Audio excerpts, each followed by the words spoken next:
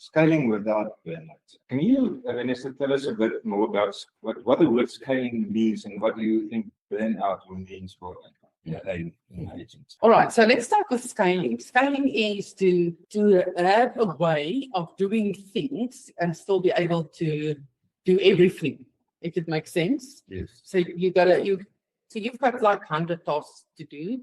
To make it scalable is to use maybe a system or a tool or people. It will be leverage. Leverage is people, tools, or systems. So to make it scalable, you're going to need leverage. Yes. So the reason behind this is if you don't do leverage, for instance, you will burn out. And burnout means that you are just finished. You are burned out like a candle that's dead. You don't have energy anymore. You don't have hope anymore. You don't have anything to go on. Finally, you can just give up. I like the way you said a candle. Burnout is like a candle that the fire's out. Yeah. It's like you're now dead, not even smoke anymore. Okay, so how can we prevent that with leverage? So burnout is also, it's because we land in burnout because we think we must do everything. We want to control things, or we want to say, if I want things to get done, I will do it. That is where you're going to reach burnout. Because I know if I do it, it will be correctly.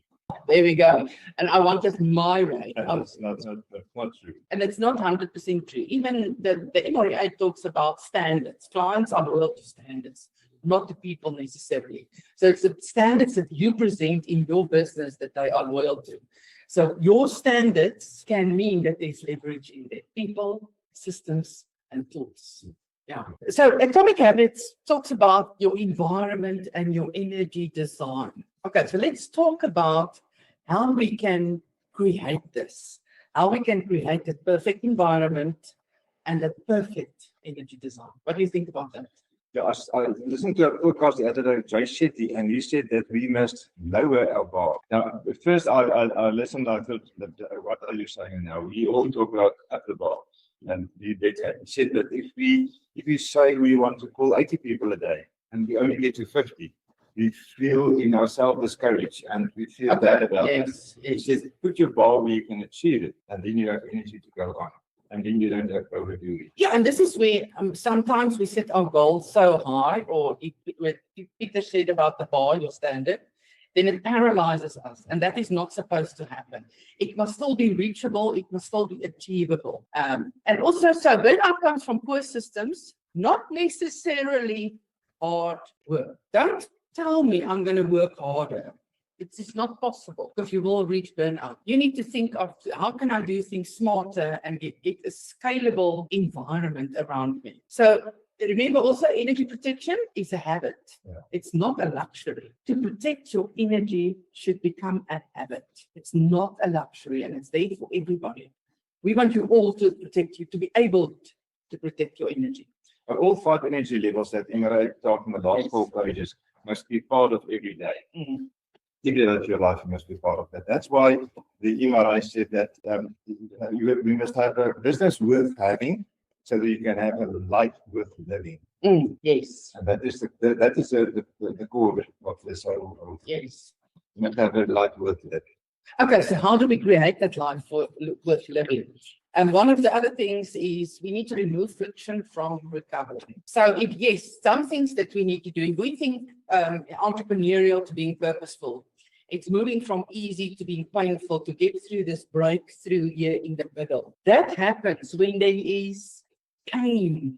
There has to be pain happening for you to move to the next level. The pain that I'm talking about is create a new habit. To create a new habit that you are not used to, that is painful.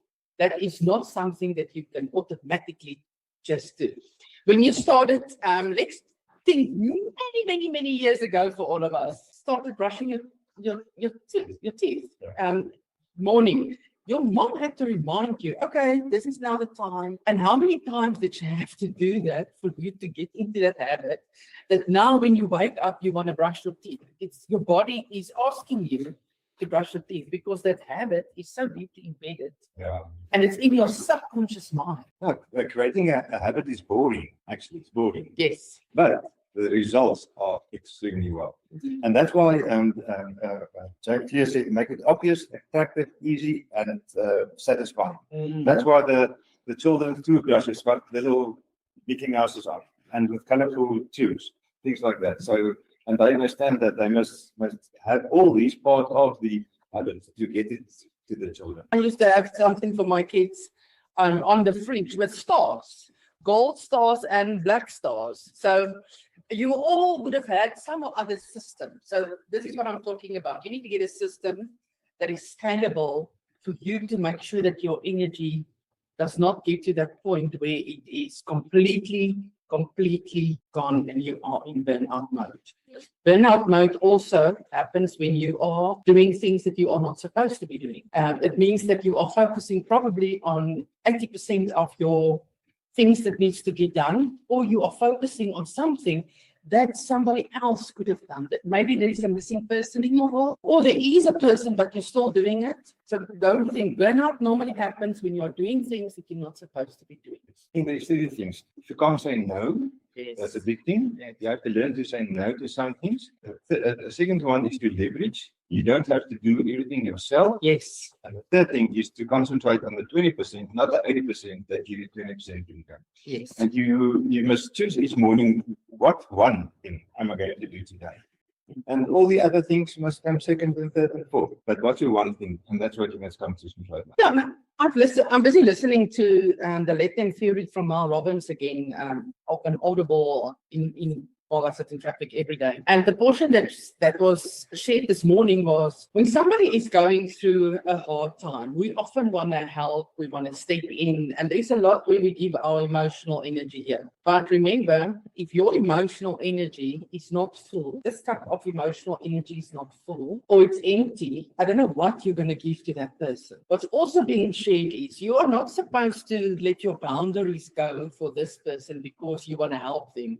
You are supposed to only support and enable. You cannot solve their problems for themselves. They need to find a way to solve their own problems. It's the same with creating a habit. I cannot create your habits for you in your morning routine. I can only do my own. Let's use sports for an example. I can do only my own push-ups. I cannot do yours. It's impossible for me to do yours. I do not have your body and I do not have your arms. So I might not even have your strength, so you might be better at this than me. So we need to enable ourselves. How do you enable your energy? Is to manage it properly. And you have to say no. You can only give from overrunning, and you can only be supportive.